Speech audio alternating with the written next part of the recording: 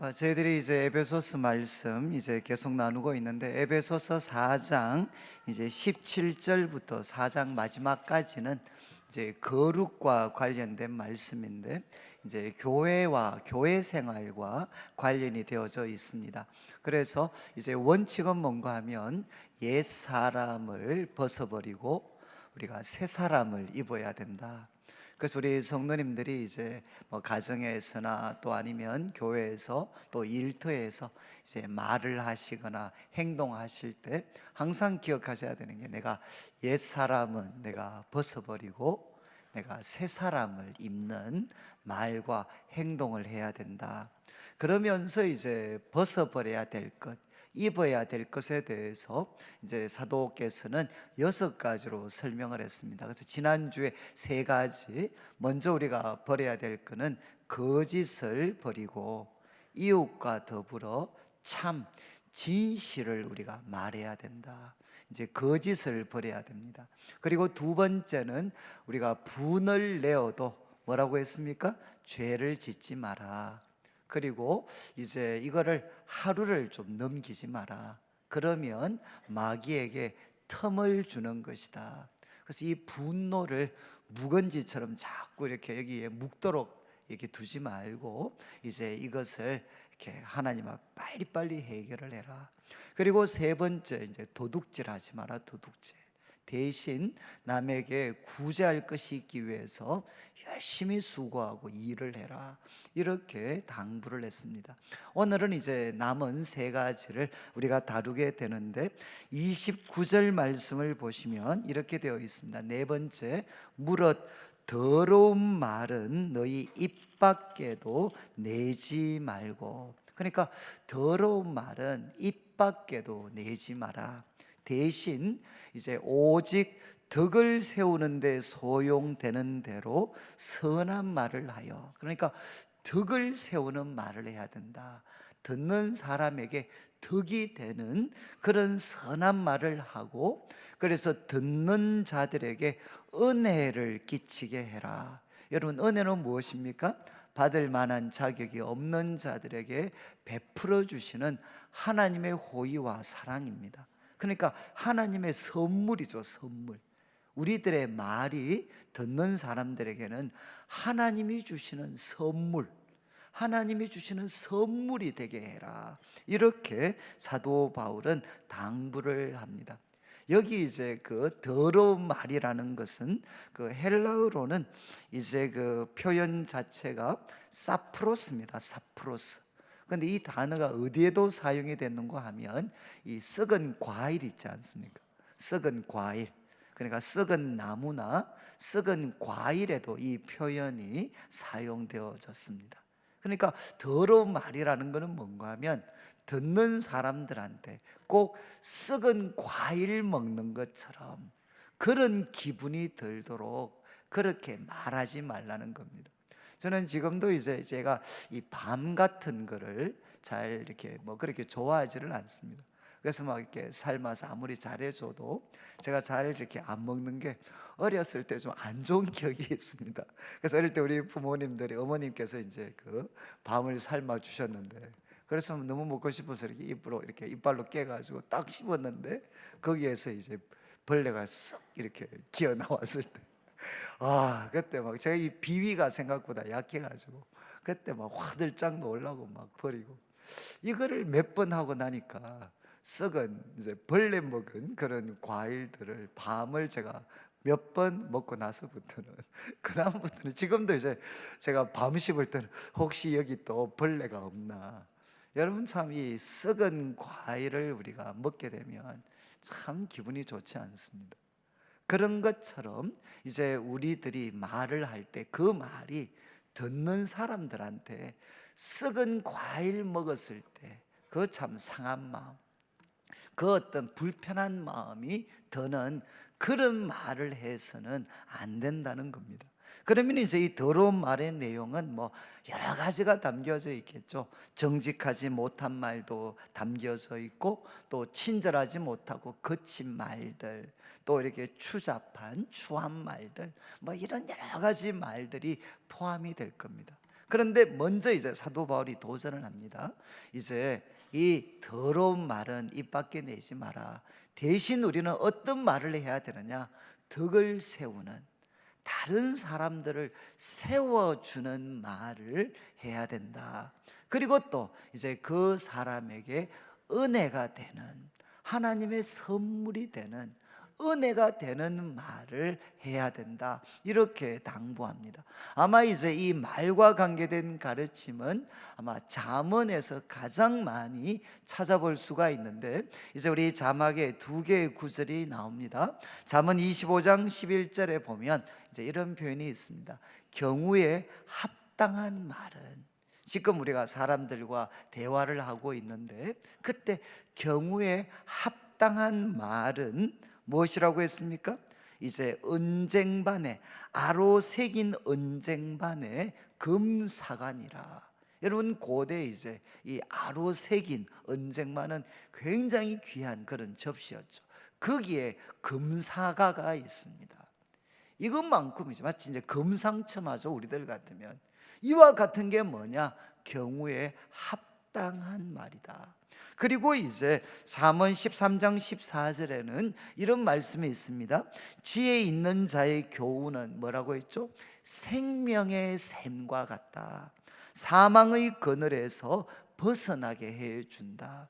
여러분, 이제 저는 이 특별히 구약 시대 이 샘이라는 표현을 저는 참 좋아합니다. 왜냐하면 이 중동 지역은 정말 이제 뜨거운 태양, 그리고 비가 잘 오지 않고 광야와 사막 지역입니다. 그래서 우리들의 삶이 정말 지쳐 있을 때, 그리고 어디에서도 물을 발견하기 힘들 때 샘을 찾으면, 샘에는 무엇이 있습니까? 물이 펑펑펑펑펑 솟아납니다.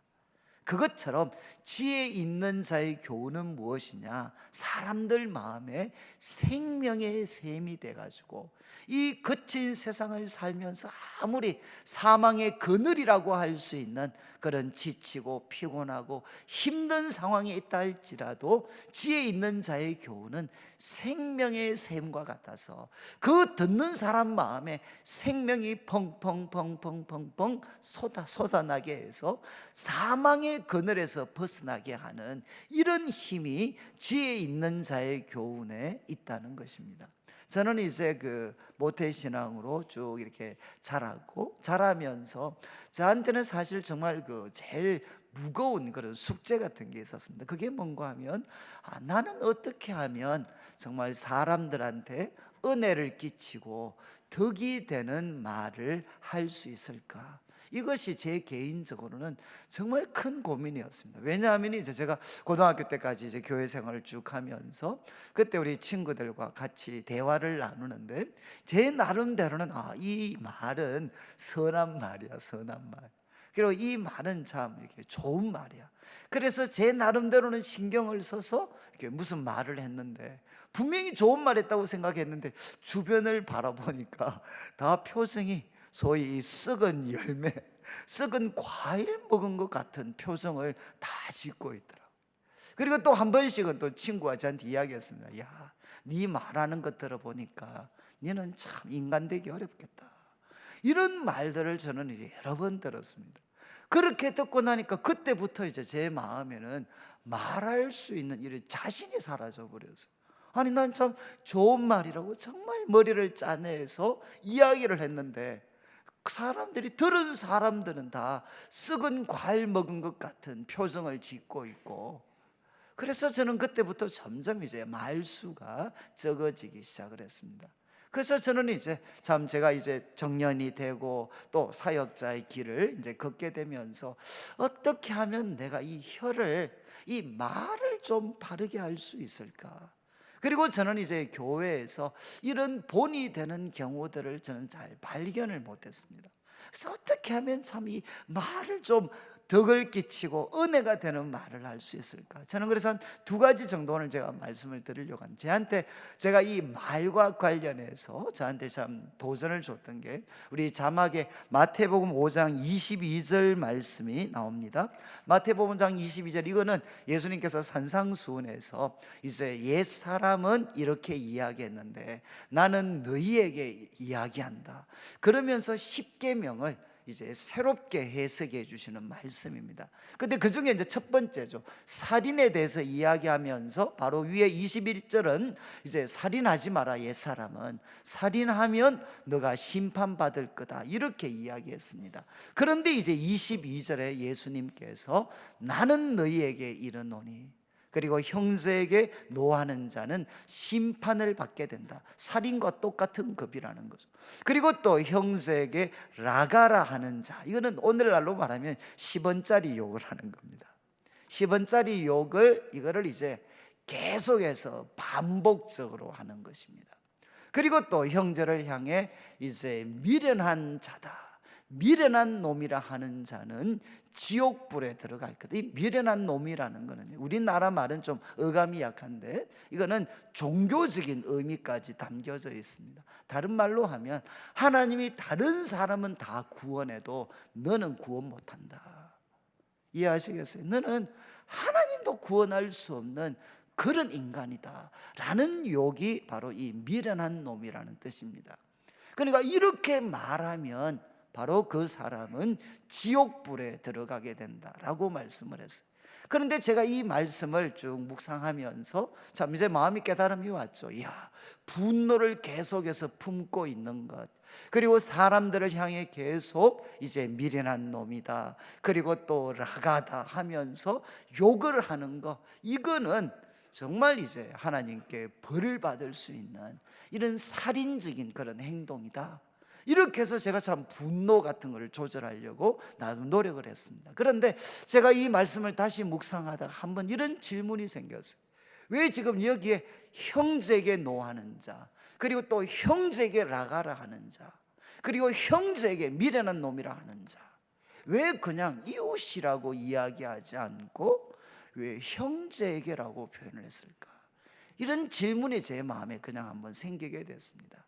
그래서 곰곰이 생각해 보니까 여러분, 여기 형제는 누구죠? 형제는 누군가 하면 이것이 뭐 어느 정도인지는 모르지만 분명한 거는 혈연적이든 신앙적이든 형제라고 불릴 만큼 가까운 사람들입니다. 가까운 사람들.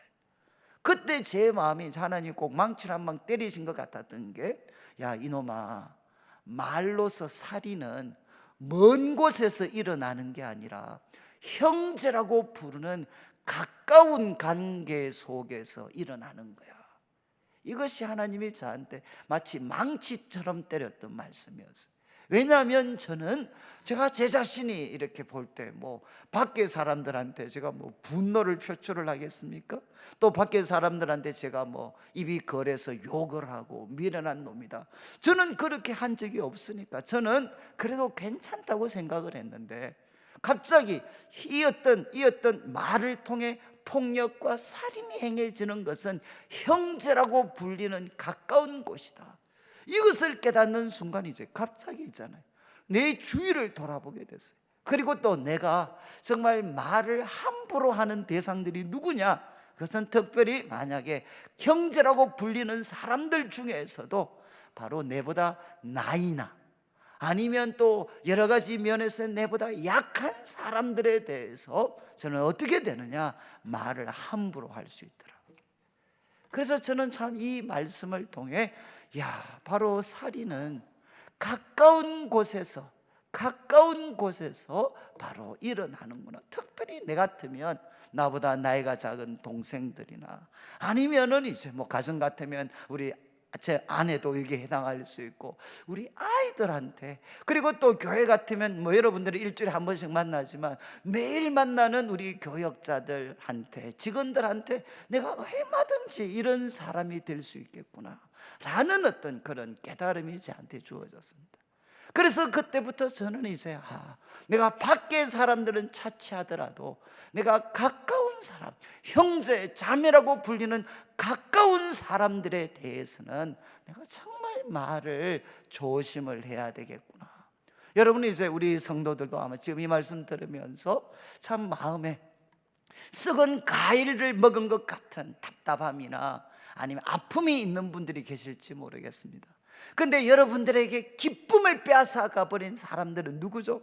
그것은 낯선 사람들이 우리들의 삶에 기쁨과 의욕을 빼앗아가 버린 게 아닙니다. 우리들의 삶의 기쁨과 의욕을 빼앗아가 버린 것은 누군가 하면 바로 형제라고 불리는 가까운 사람들입니다. 형제 자매라고 불리는 가까운 사람들의 그 부주의한 그 말들이 어떻게 되느냐, 우리들의 삶의 의욕과 생기를 다 꺾어버리게 되는 거죠. 그리고 저는 이제 이 말씀 깨닫고 나서부터는 제 가까운 곳을 돌아보게 됐고, 그리고 이제 저는 지금도 그렇지만 많은 분들을 만나게 됩니다. 그리고 많은 분을 만날 때 목적과 상황도 정말 다양합니다. 그때마다 제 마음에 항상 두려움이 있습니다. 하나님, 오늘 이렇게 또 이렇게 만나서 대화를 나누는데 하나님, 제가 어떻게 하면 좋겠습니까? 제가 도저히 이렇게 다룰 수 없는 이런 상황들을 제가 만나는데 어떻게 하면 좋겠습니까? 그때마다 저는 이제 우리 사람들과 개인적으로 대화를 나누든, 그리고 또 때로는 제가 이제 회의에 참여하고 주관을 하든, 언제나 제 마음속에 갖고 있는 말씀 딱 하나입니다. 우리 이제 자막에 야고보서 3장 17절 18절, 저는 이제 이 야고보서의 말씀 이미 설명을 드렸지만 3장은 이 말에 대한 가르침입니다. 그런데 그 말에 대한 결국 어떻게 우리가 혀를 통제할 수 있느냐, 결론은 무엇인가 하면 우리가 위로부터 난 지혜를 소유해야 됩니다.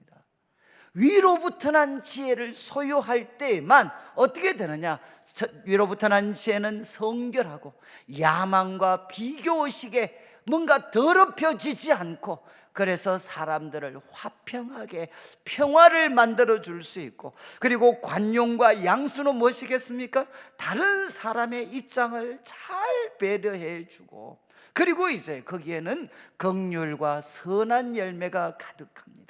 그리고 또 거짓과 편견이 거기에 없습니다. 그래서 이 위로부터 난 지혜에 사로잡혀서 말할 때 바로 그 주위에 의와 평화가 함께 있을 수 있는 이런 놀라운 역사들이 일어날 수 있다는 거죠. 저는 제가 예수님을 믿고 나서 제 삶에 가장 큰 기쁨과 감격을 줬던 것 중에 하나가 뭔가 하면 내 혀도 달라질 수 있다는 겁니다.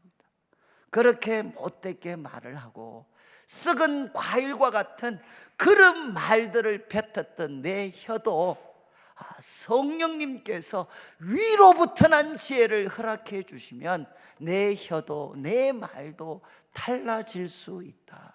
이것이 저는 예수님을 만나고 나서 경험했던 가장 큰 기쁨 중에 하나였습니다. 그래서 저도 이제 우리 청년들이나 성도님들 만나서 때로는 막 상담이나 여러 가지 의논들을 할 때 한 번씩은 막 마음이 너무 답답해요. 아무리 노력해도 대화가 소위 풀리지를 않아요. 마치 벽과 벽이 만나서 대화를 나누는 것 같아요. 그러면 제가 도저히 해도 안 되면 마지막 제가 쓰는 거는 뭔가 하면 좀 신뢰를 구하고 제가 화장실에 갑니다. 화장실. 그래서 혹시 여러분 제가 상담하다가 제가 사라지면 꼭 이해해 주십시오. 제가 화장실에 갑니다. 가서 일단 세수를 한번 합니다. 세수 한번 하고 그 화장실에서 기도해요. 하나님, 어떻게 만났는데 하나님 위로부터 난 지혜를 좀 주십시오. 하나님, 저한테는 방법이 없습니다.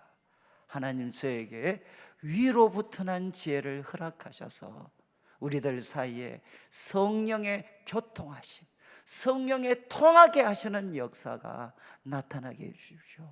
그렇게 기도하고 다시 이제 만나게 되면 정말 많은 경우에 하나님께서 제 입술에 하나님의 그런 지혜와 말씀을 주셔서 그 불가능하던 할 것 같았던 대화가 풀리게 되고, 그리고 정말 우리 서로가 경우에 합당한 말을 우리가 주고받을 수 있는 이런 은혜를 경험한 적이 참 많습니다. 저는 우리 성도님들, 우리가 무엇을 버려야 됩니까? 더러운 말을 우리가 버려야 됩니다. 그런데 이것은 사람의 힘으로 할 수 없습니다. 여러분, 누구의 도움을 받아야 되느냐? 위로부터 난 지혜를 소유하셔서 성령님 도와주십시오. 성령님, 제 말을, 저의 혀를 도와주십시오. 위로부터 난 지혜를 우리가 나누고, 특별히 누구에게 조심해야 되느냐? 바로 형제, 자매라고 불리는 가까운 사람들한테 위로부터 난 지혜를 우리가 말로 표현할 수 있는 사람들이 되셔야 됩니다. 그리고 이어지는 우리 30절 말씀에 누구를 근심하게 하지 말라고 했습니까? 다섯 번째, 하나님의 성령을 근심하게 하지 마라. 하나님의 성령을 근심하게 하지 마라. 성령님은 무엇을 하시느냐? 인치심을 받았다. 성령님은 우리가 하나님의 자녀다, 하나님의 소유다, 그 인치심, 그 소유를 나타내시는 거죠. 그리고 우리에게 보증이 되십니다. 이제 구원의 날까지 성령님이 우리를 반드시 변화시킬 것이다. 거룩하고 의롭고 영광스럽게 반드시 바꾸실 것이다. 성령님은 우리에게 보증이 되십니다. 그런데 이제 사도 바울은 이야기합니다. 우리를 인치시고 구원의 날까지 우리를 변화시켜 가시는 그 성령님을 이제 근심하게 하지 말라는 겁니다. 우리 이제 자막에 이사야 63장 말씀이 나오는데 63장 10절에 이제 어떤 말씀이 나오는가 하면, 자 보십시오. 10절에 그들이 반역하여, 이스라엘 백성들이 출애굽의 은혜, 광야에서 그 하나님의 돌보시는 은혜를 받았지만 그들이 반역하여, 그 다음 뭐라고 했습니까? 주의 성령을 근심하게 하였으므로. 여러분, 구약의 이스라엘 백성들이 언제 주의 성령을 근심하게 하였습니까? 그들이 반역하였을 때, 하나님의 그 뜻과 명령을 거스리고 반역하였을 때 이제 하나님의 성령은 근심하였습니다.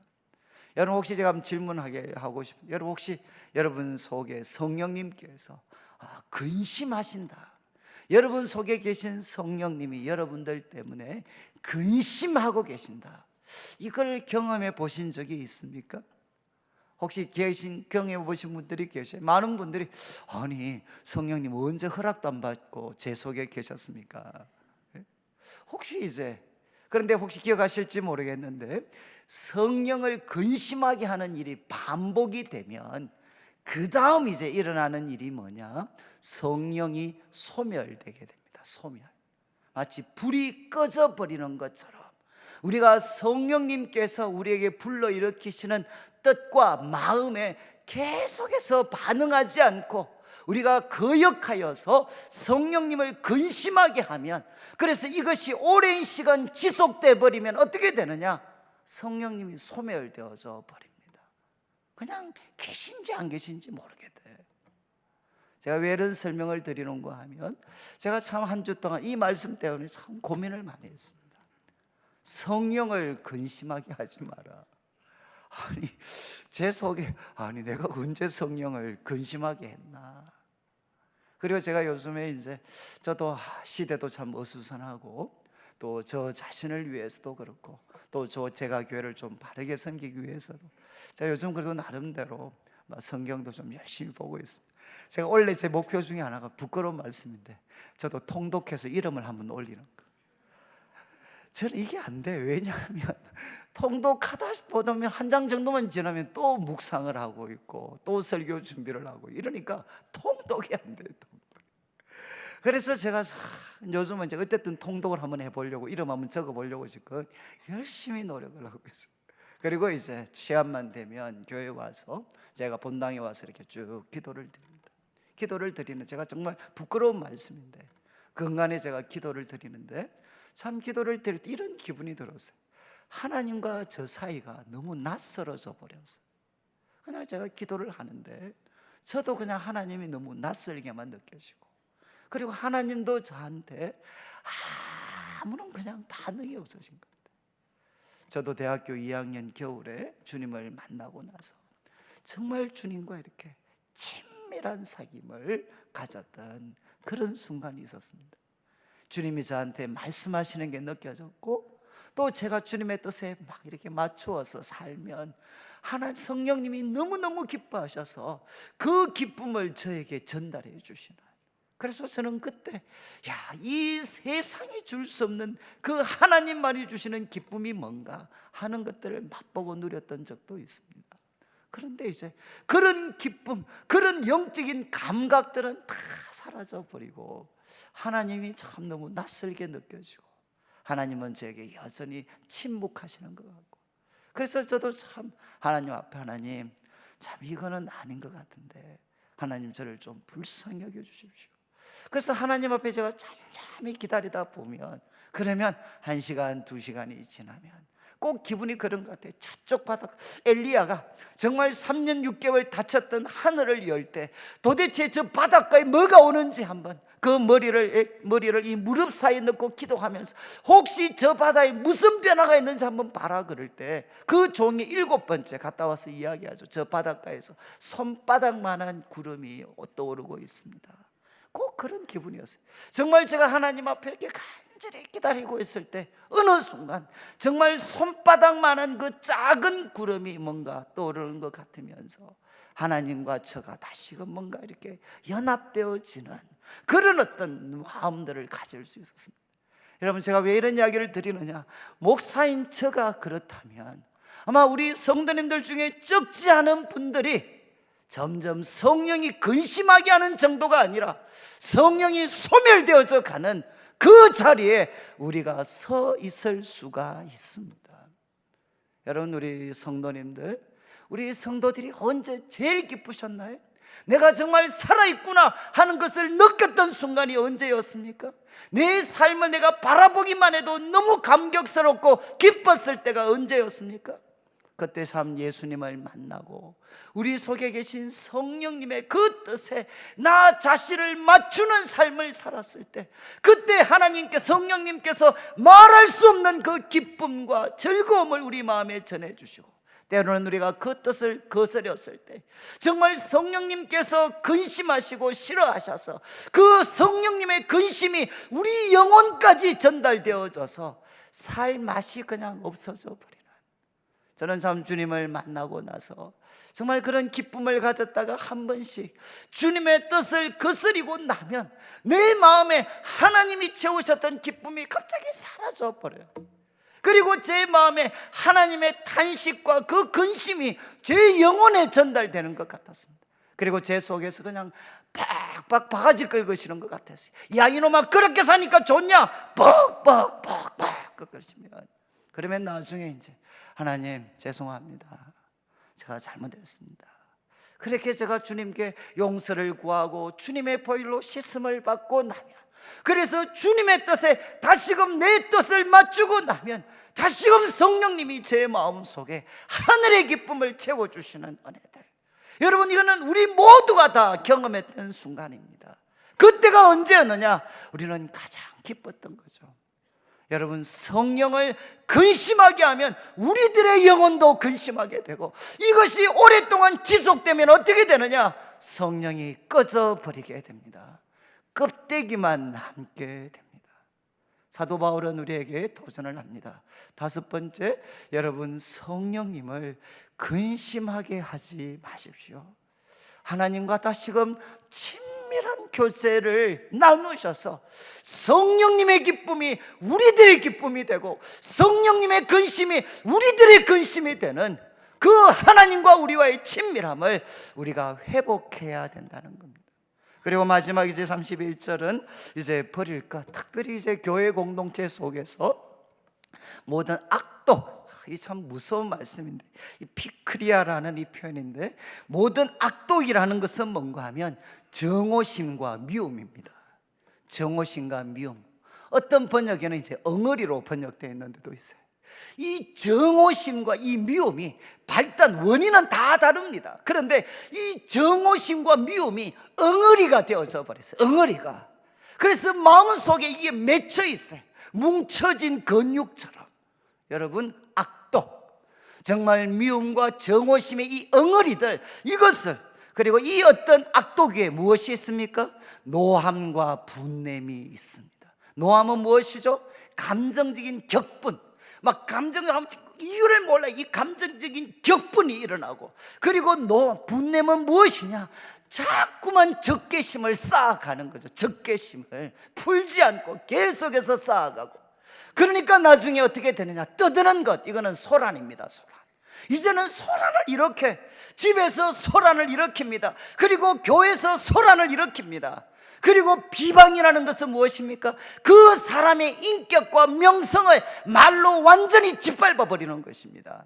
그게 뭔고 하면 비방하는 말입니다.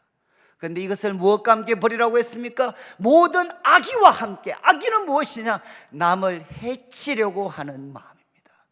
나도 이제 당할 만큼 당했기 때문에 뜻을 정했습니다. 무슨 뜻을 정했느냐? 저 사람을 망가뜨리기로, 저 사람을 해치기로 내가 마음을 결정을 했어요. 이게 뭔고 하면 악입니다. 악이. 여러분, 이 6가지를 버리라는 거죠. 여러분, 마음에 미움과 정오심의 이 엉어리들, 이거, 그리고 그 위에 바로 노함과 분냄이 있습니다. 그리고 이것이 가정과 그리고 또 교회와 우리가 섬기는 사회 속에서 소란으로 떠드는 것으로, 그리고 남이 있거나 없거나 그 사람을 짓밟아 버리는, 그 사람의 인격과 삶을 짓밟아 버리는 비방하는 말들을 해치려고 하는 의도, 악의와 함께 버려라. 이거 버리라는 것입니다. 그리고 무엇을 입어야 됩니까? 서로 친절하게 하며. 여러분, 이거는 인자하게, 우리 예수님께서 산상순에서 바로 하나님께서 악인들에게, 그리고 또 악인들과 의인들에게 똑같이 인자하신 것처럼 같은 단어입니다. 여러분, 서로에게 친절하게 대하고, 그리고 이야기합니다. 불쌍히 여겨라. 서로를 불쌍히 여겨라. 그리고 이제 서로 용서해라. 마치 무엇처럼? 하나님이 예수님 안에서 우리를 용서하신 것처럼 너희도 서로 용서해라. 여러분, 우리가 취해야 될 행동이 무엇입니까? 서로를 우리가 인자하게, 친절하게 좀 대해주라. 우리 경상도 사람들이 정말 마음은 친절하지, 마음은 친절한 것 같은데 이 말은 친절하지 않아요. 그러니까 이제 좀 우리 남편들도 집에 가셔서 공손하게, 어차피 밥 얻어 먹는데 친절하게 말을 하셔야 되죠. 그리고 우리가 서로에게 친절하게 대하고, 그리고 불쌍히 여겨라. 불쌍히. 저는 제가 예수님을 대학교 2학년 겨울에 이제 만났을 때 참 저는 나름대로 우리가 하나님 말씀을 가지고 바르게 살려고 정말 2년 동안 정말 노력을 했습니다. 근데 노력하면 노력할수록 저는 모순덩어리였어요. 말씀은 기뻐하는데 이것을 순종으로 옮길 수 있는 힘이 저에게 없었습니다. 그래서 저는 참 제 삶을 막 포기하다시피, 그런데 그때 주님이 찾아오셔서 바로 저와 같은 모순덩어리를 위해 예수님을 보내주셨고, 그분이 저를 모든 어떤 죄와 저의 모든 이 모순덩어리를 예수님이 대신 짊어지시고 십자가에 죽으셨고, 그래서 이 예수님 때문에 나는 너를 부끄러워하지 않고 너는 거룩한 자다, 이 예수님을 믿는 너는 거룩한 자다, 하나님이 선언해 주셨을 때 정말 저는 제 인생의 최고의 날이었어요. 그런데 이 예수님을 만났을 때 저에게 일어났던 또 하나 놀라운 일이 뭐냐? 그것은 사람에 대한 불쌍히 여기는 마음이 일어났어요. 제가 제 자신을 돌아볼 때 저 정말 열심히 노력했지만, 말씀 가지고 바르게 살려고 그렇게 노력했지만 저는 못하겠더라고요. 저는 이중적인 존재였어요. 그런데 이거는 저만 나쁜 사람이어서가 아니라, 여러분, 성경은 뭐라고 이야기하죠? 율법을 통해 의롭다심을 받을 육체는 아무도 없습니다. 이것은 나의 모순이 아니라 인간의 모순입니다. 인간의 모순. 사람은 할 수 있는데 안 한 것이 아니라 사람은 하고 싶지만 못하는 것입니다. 여러분, 사람은 할 수 있는데 안 하는 것이 아니고요, 사람은 하고 싶은데 할 수 없는 것, 이것이 인간의 실존입니다. 저는 이것을 그때 깨닫게 됐어요. 그래서 그때 사람들을 대할 때, 야, 바로 저 사람들은 누군가 하면 내가 가지고 있는, 인간으로서 가지고 있는 이 무거운 짐, 이 무거운 수치심, 이 모든 것들을 저 사람들도 나처럼 같이 가지고 있는 사람이구나. 그러면서부터 저는 사람에 대한 불쌍히 여기는 마음이 제 속에 일어나게 됐습니다. 여러분, 사람은 하라는 게 아닙니다. 여러분, 이 중에 바르게 살고 싶지 않은 사람이 누가 있겠습니까? 행복한 삶을 살고 싶지 않은 사람이 누가 있겠습니까? 정직하게 바르게 살고 싶지 않은 사람이 누가 있겠습니까?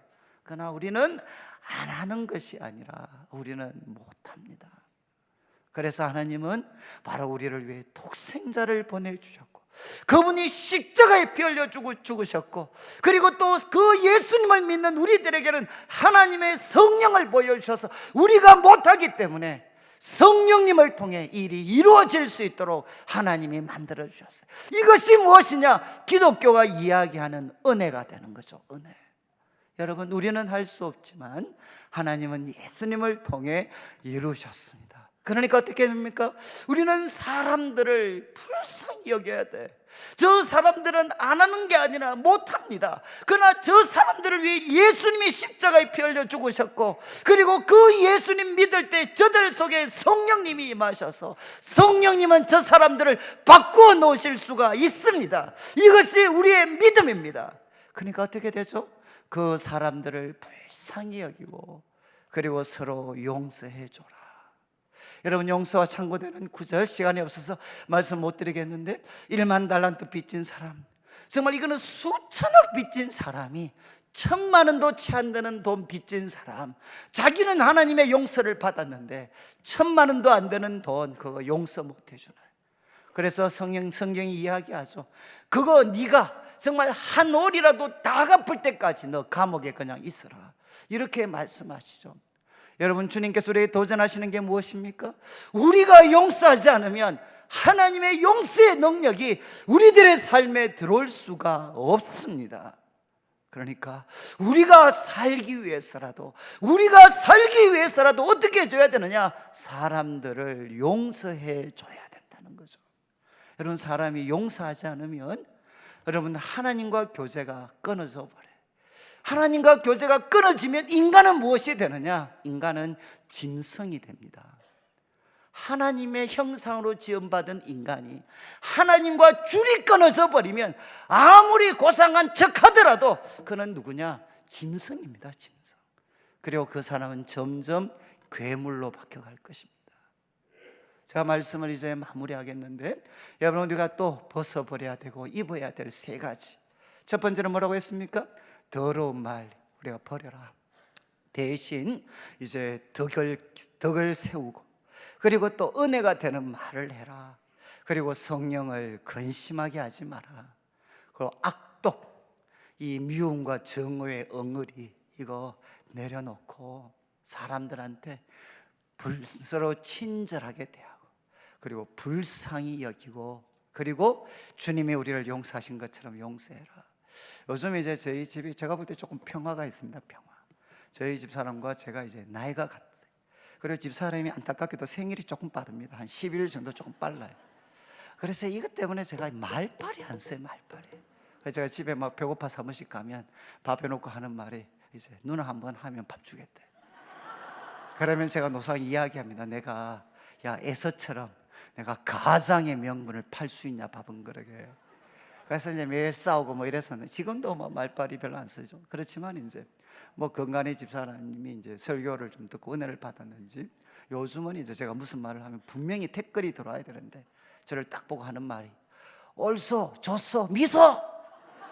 혹시 기억하시겠어요? 제가 그때 설교할 때 제가 그 한번 그 다른 사람 결혼식 갔다가 축도하러 갔다가 그때 그 주례하시는 분이 신랑 보고 너 신랑 앞으로 살 때 아내가 무슨 말을 하면 아무 찍소리 하지 말고 좋습니다, 좋소 이렇게 하고, 그리고 부인 되는 우리 자매한테는, 신부한테는 신랑이 무슨 말해도 옳소 옳소 이러면 앞으로 너희 가정에 미소가 넘칠 거다.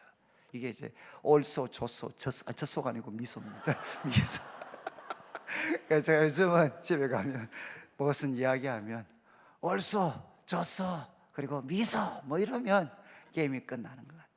저는 여러분, 우리가 예수님 믿고 무엇보다 여러분 우리가 서로를 대할 때 여러분 나만 맞는 말 하고 싶은 게 아니고요, 상대방도 다 맞는 말 하고 싶습니다. 아직 그 표현을 다 다듬지를 못해서 그렇지, 성질을 다 못 죽여서 그렇지, 다 우리 속에 계신 성령님이 그분들 바른 말 하게 하려고 다 노력하고 있어요. 그때 부족하지만 그거 그냥 짓밟아 버리지 말고 옳소 졌소 졌어. 제가 자꾸 졌소가 너무 죄송합니다. 이게 제가 배가 고파서 좀 그런 것 같아요. 우리가 옳소, 그 다음에 졌소, 그리고 우리가 미소. 그래서 우리 성도님들의 삶에 정말 덕을 세우고 하나님의 선물이 되는 말을 서로에게 전달해주고 서로 좀 불쌍히 여겨주고 격려해주고 세워줄 수 있는, 그래서 주일 모일 때마다 천국을 맛보는 우리 성도님들 되시기를 주님의 이름으로 축원합니다.